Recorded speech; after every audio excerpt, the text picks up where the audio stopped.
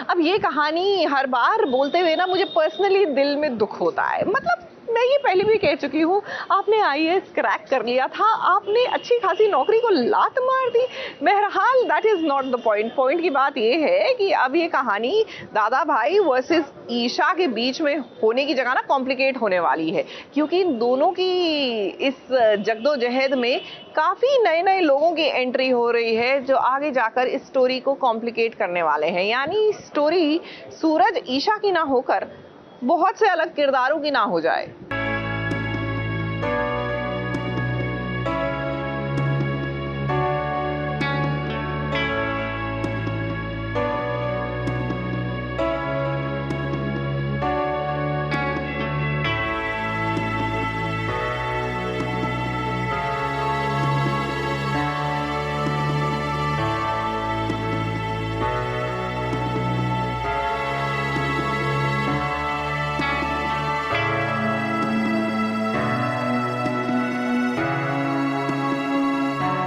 शादी करके फंसा ब्रह्मचारी क्या अब करेगा दूसरी शादी? ये सवाल हम कर रहे हैं सूरज से। अब देखिए, जब से दादा भाई बना है ना सूरज, तब से ही वो लोगों की मदद करने में लगा हुआ है। लेकिन आज किसी की मदद करने के चक्कर में देखिए वो खुद ही फंस गया। ये सिचुएशन ऐसी बन गई कि दादा भाई से एक लड़की ने इस शादी करने की मांग रख दी। अब आप सोचेंगे कि भाई ऐसा क्या हुआ? अब हुआ ये कि दो प्यार करने वाले जो एक दूसरे से शादी करना चाहते थे, लेकिन परिवार की वजह से ऐसा हो न सका।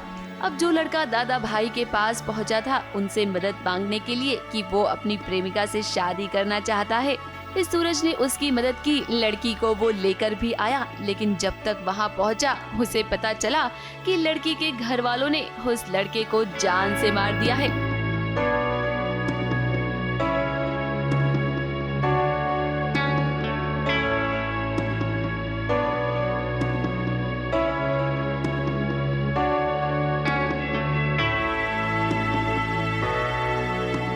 सूरज के पास दरअसल एक लड़का आता है भागते हुए और वो मदद मांगता है सूरज से और यही कहता है कि मैं कॉलेज में जिस लड़की से प्यार करता था उससे शादी करना चाहता हूँ। अब मैं जॉब भी करता हूँ, सारी चीज़ें करता हूँ, बट मैं कास्ट में काफ़ी नीचा हूँ, इसलिए शायद से उसके घर वाले मुझसे शादी नहीं करवाएंगे, लेकिन दादा भाई प्लीज़ मेरी शादी करवा दो लड़की से। तो दादा भाई इस लड़के को कहते हैं कि कुछ भी हो जाए मैं तेरी शादी करवाऊंगा। अब दादा भाई यहाँ पे जब लड़की को किडनैप करके लेकर आते हैं शादी करवाने, पता चलता है इसे ऑलरेडी लड़की के जो डैड है उन्होंने मरवा दिया है। इधर उस लड़की को जब पता चला कि जिससे वो प्यार करती है उसकी मौत हो गई, तो देखिए उसका क्या हाल हुआ।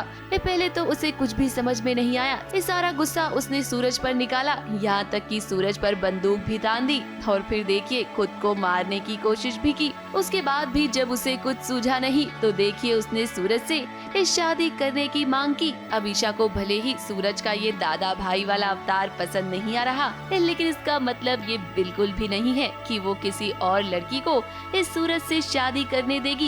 ये कुछ पल के लिए तो सिचुएशन बहुत ही टेंस हो गई, लेकिन उसके बाद सूरज ने साफ कर दिया कि वो ये शादी नहीं कर सकता है।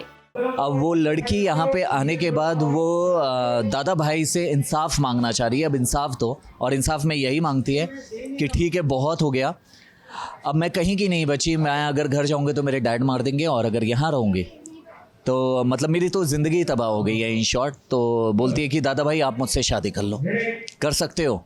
अब ओवरऑल यही मांगी है और ईशा जी वहाँ पे पैनिक हो जाती हैं इस सूरज के ऊपर और सूरज फाइनली बोलता है मैं शादी तो नहीं कर पाऊँगा, लेकिन हाँ छत तुम्हें ज़रूर दूंगा और जब तक तुम्हारी ज़िंदगी सुधर नहीं जाएगी तब तक तुम मेरे घर में ही रहोगे। अब कहानी में जो ये दादा भाई और पुलिस वाला एंगल चल रहा है ना, ये इतनी जल्दी तो अभी सुलझेगा नहीं।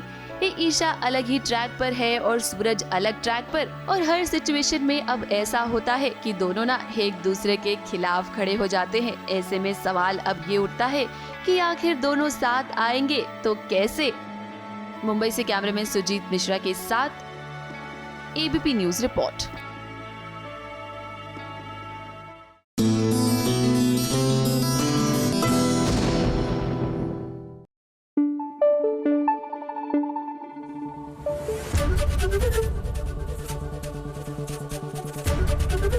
एबीपी न्यूज आपको रखे आगे।